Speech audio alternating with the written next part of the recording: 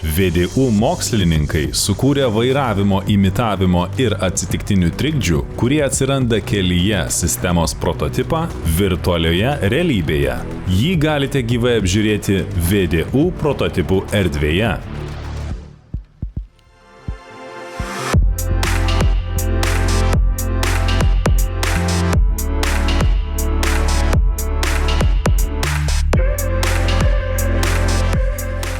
Įveikiant kelio maršrutą, stebimi vairuotojo veiksmai ir reakcijos signalai realiu laiku. Simuliatoriaus prototipas veikia su HTC Vive virtualios realybės akiniais arba be jų, kaip 3D vairavimo imitacinio modeliavimo sistema.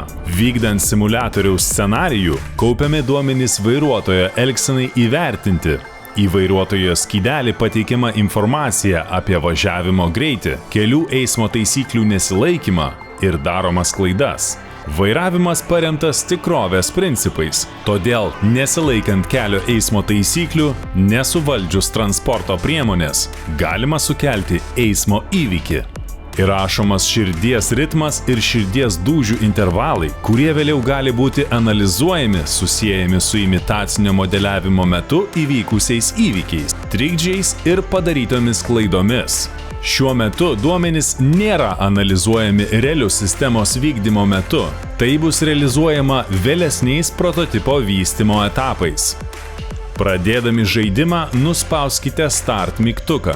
Paspausdami ir palaikydami K mygtuką užveskite automobilį. Norėdami įjungti pavarą, nuspauskite klaviatūroje esantį Tab mygtuką. Pradedant važiuoti, nuspauskite akseleratoriaus pedalą. Imitacinėme žaidime turite išlaikyti tinkamą vairavimo greitį, paisyti šviesoforo signalų, išvengti įvairių kliūčių atsiradusių kelyje. Jei nepavyko išvengti kliūties ir norite važiuoti atbulomis, paspauskite Caps Lock mygtuką, kol ekrane pamatysite R raidę.